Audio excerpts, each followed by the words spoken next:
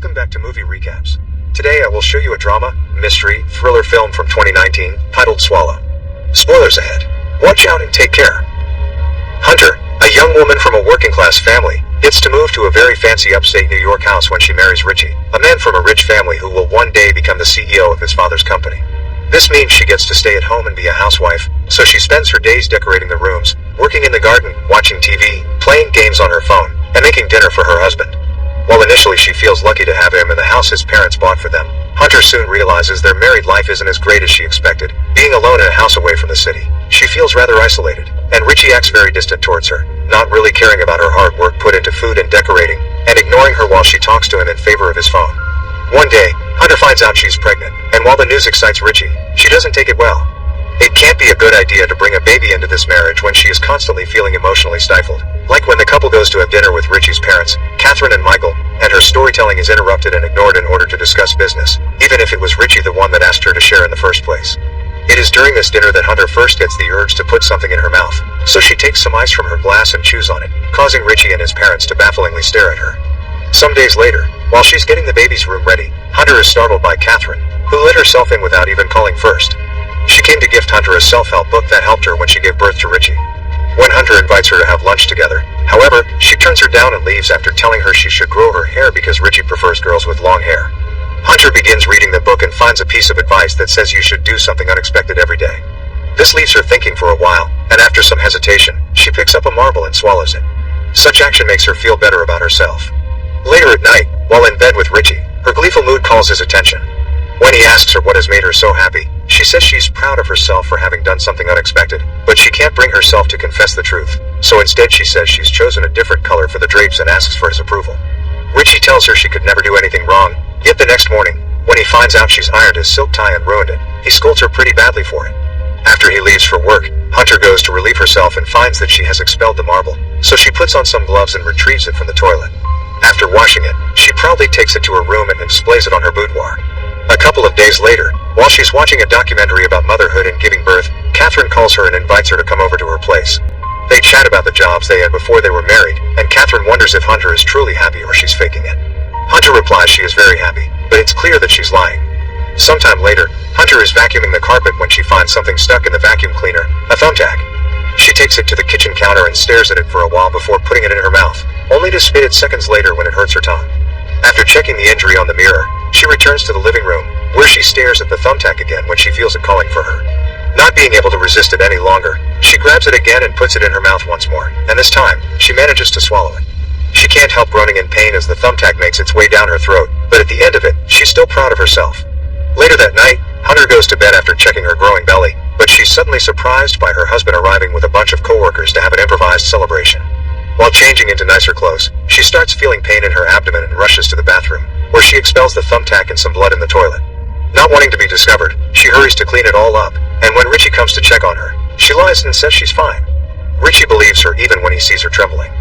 Hunter goes downstairs, ready to join the men outside, but steps back when she discovers a blood stain on her clothes.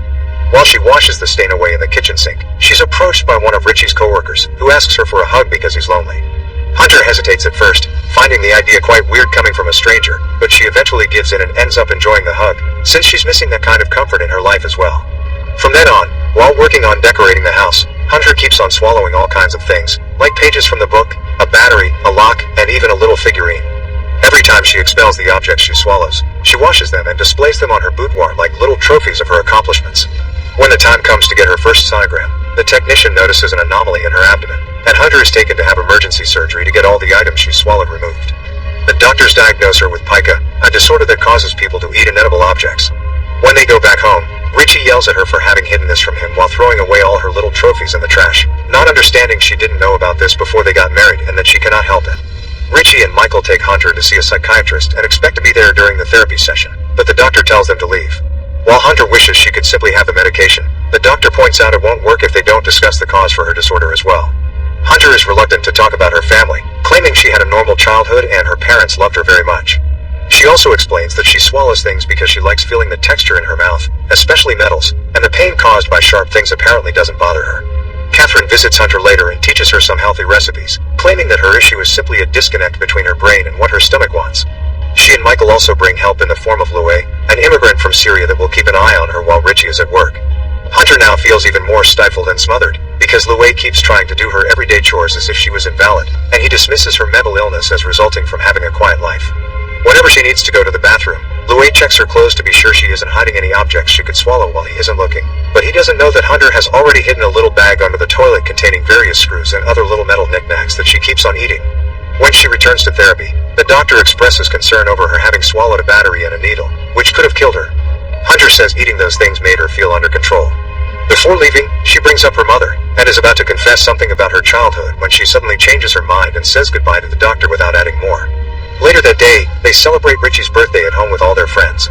When one of his co-workers accidentally mentions stomach pumping, she apologizes to Hunter for the comment, making her realize Richie has told everyone about her disorder.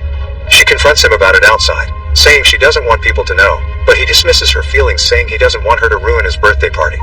After the party is over, while the couple is making love, Hunter gets particularly aggressive in her movements and finishes before Richie can. When he points this out, Hunter makes him apologize for telling his friends about her condition and promise that he still loves her unconditionally. During the next therapy session, the doctor makes Hunter finally reveal the family issue she's been hiding. It turns out her dad isn't her actual biological father.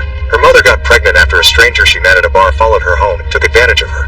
Hunter knows the name of the man, William Irwin, and carries a picture of him she cut from the newspaper when they announced he would serve time. Her mother never considered terminating the pregnancy because she's religious and right-wing, but Hunter promises she's dealt with this whole side of her life. She swears that her mother isn't resentful, that her stepfather was very nice to her, and that her sisters loved her. The doctor thinks this has a lot to do with her disorder and accepts to hug her before she leaves at the end of the session. Richie starts being nicer and more affectionate towards Hunter, and this helps her stop the swallowing urge when she's tempted by the dirt in the garden. However, her happiness doesn't last long. When she enters the house, she overhears Richie and her doctor talking and learns her husband has bribed the psychiatrist to tell him everything she's said during their sessions. After he leaves, she goes through a panic attack and has trouble breathing, so she hides under the bed for safety. That's where Louie finds her moments later, and since she won't come out, he decides to offer his company by joining her there and patting her shoulder. Hunter falls asleep and wakes up in the evening, finding Louie has also fallen asleep under the bed next to her. She takes advantage of this to go to the kitchen and search for something small enough to swallow, which ends up being a miniature screwdriver. When Louie wakes up, he finds Hunter choking on the kitchen floor and immediately calls 911 to take her to the hospital. After undergoing surgery again to remove the screwdriver, Richie and his parents make arrangements to send Hunter to a psychiatric hospital until the baby is born. Hunter doesn't want to go, but she gives in when Michael threatens that Richie will divorce her. After signing the papers, Catherine makes her leave her engagement ring to take good care of it, and she also asks her to leave the phone, but Hunter refuses because she has her games in it.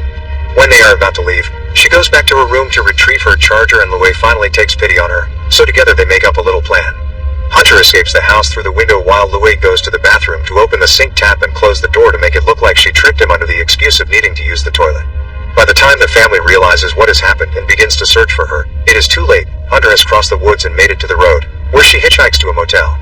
After taking some dirt from the plants outside and hiding it in her pockets, she rents a room and calls Richie to tell her that while she did have feelings for him, she rushed into their marriage and the baby only to make him happy. Richie tries to promise things will change for the better using a very sweet tone, but when Hunter still refuses to go back, he gets pretty aggressive and tells her he'll hunt her down while insulting her, so she just hangs up on him. After destroying her cell phone so it can't be tracked, Hunter watches TV while eating dirt, then goes to sleep. The following morning, she calls her mother to ask permission to visit, clarifying it's an emergency, and her mom says she would love to see her but the house is currently crowded because of her sister and the new baby. Distressed, Hunter hangs up on her too and hitchhikes to the suburbs, where her biological father Irwin lives.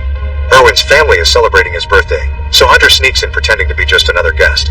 After going to the bathroom to throw up all the dirt she ate last night, she finally approaches Irwin and his wife, Lucy, who thinks she's the mother of one of her daughter's friends.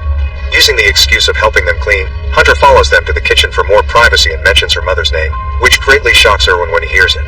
He quickly recovers though, and makes up a story about Hunter's mom being an old school friend of his that he saw recently and invited her to the party. Hunter plays along and adds that she came because her mother couldn't. After Lucy leaves to put their daughter to bed, Irwin asks Hunter if she came to ruin his life, but she only wants an explanation, so he gives her one. Irwin explains he did it because it made him feel powerful and special, almost like a god, but when he went to jail, they beat him so bad he needed to wear a colostomy bag. That made him realize he was no god, just an awful person. Hunter wonders if he's ashamed of her and if this makes her the same as him, but he assures her that's not the case and it isn't her fault, giving her the closure she needed. Afterward, Hunter visits a clinic to get pills to end the pregnancy. She takes them while having lunch in a mall's food court, so when her body finally reacts and it's time to experience the termination, she does it in a public restroom. When she comes out, she smiles at her reflection in the mirror, finally feeling free. Make sure to subscribe and turn on notifications so you can watch more videos like this. Thanks for watching.